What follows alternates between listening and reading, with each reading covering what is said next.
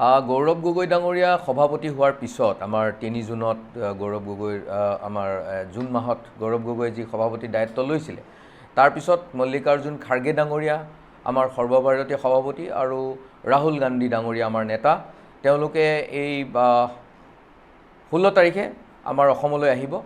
অসমলৈ তেওঁলোকে প্ৰথমতে কিৰণশ্ৰী হোটেলত আমাৰ সভা হ'ব, PSC কমিটিৰ আৰু আমাৰ জ্যেষ্ঠ নেতাসকলৰ লগত বহি পেলাই তাত সভা হ'ব আৰু তাত বিভিন্ন জাতীয় সংগঠন বা আমাৰ এই যি আজি বৰ্তমান উচ্ছেদ চলি আছে চৰকাৰখনত তেনেকুৱাও সেই উচ্ছেদৰ লগত কাৰ্যৰ লগত জড়িত থকা ৰাইজৰ লগত সহযোগ কৰি থকা কিছু সংগঠনৰ লগত ৰাহুল গান্ধীৰ বাৰ্তালাপ হ'ব।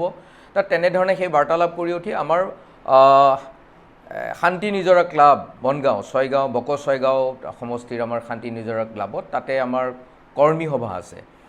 তাত আমাৰ কৰ্মীসকল অসমৰ সকলো প্ৰান্ত আমাৰ মানে অকল কৰ্মী মানে জিলা সভাপতিসকল আহিব এই সভালৈ, ব্লকৰ সভাপতিসকল আহিব, মণ্ডলৰ সভাপতিসকল আহিব আৰু এই জিলা পঞ্চায়ত নিৰ্বাচনত যিসকলে জিলা পৰিষদত আমাৰ কণ্টেষ্ট কৰিছিলে কংগ্ৰেছ দলৰ পৰা তেওঁলোক আহিব।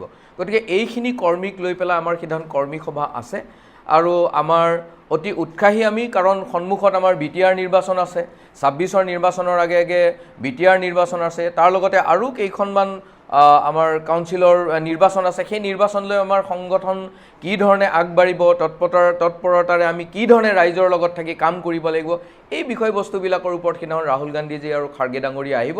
এইটো আমাৰ কাৰণে অতি সৌভাগ্যৰ কথা আৰু ইয়াৰে পৰা আমাৰ কংগ্ৰেছ কৰ্মীখিনিৰো এই বিজেপিৰ বিৰুদ্ধে যুঁজ দিয়াত বহু মনোবল বৃদ্ধি হ'ব বুলি পেলাই আমি ভাবোঁ।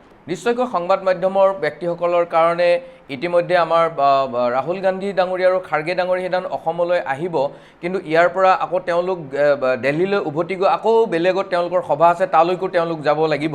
গতিকে সময়ৰ অলপ টনাটনি আছে, কিন্তু অল ইণ্ডিয়া কংগ্ৰেছ কমিটিয়ে এতিয়া আমাৰ প্ৰেছ মিডিয়াৰ লগত মিটিঙৰ শেষৰ পিছফালে মিটিঙৰ পিছত যাতে আমি প্ৰেছ মিডিয়াৰ লগত অকণমান বাৰ্তালাপ কৰিব পাৰে তাৰ কাৰণে কথা বতৰা চলি আছে। নিশ্চয়কৈ এই কথাটো আমি ভাবোঁ পজিটিভ হ'ব আৰু প্ৰেছ মিডিয়াৰ লগত তেওঁ বাৰ্তালাপ কৰিব পাৰিব।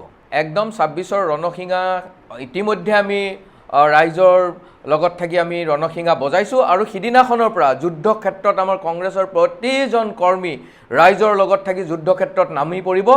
এই শোষণ কৰা চৰকাৰখনৰ বিৰুদ্ধে আমাৰ কৰ্মীসকল যুদ্ধং দেহি মনোভাৱেৰে যুদ্ধত অৱতীৰ্ণ হ'ব।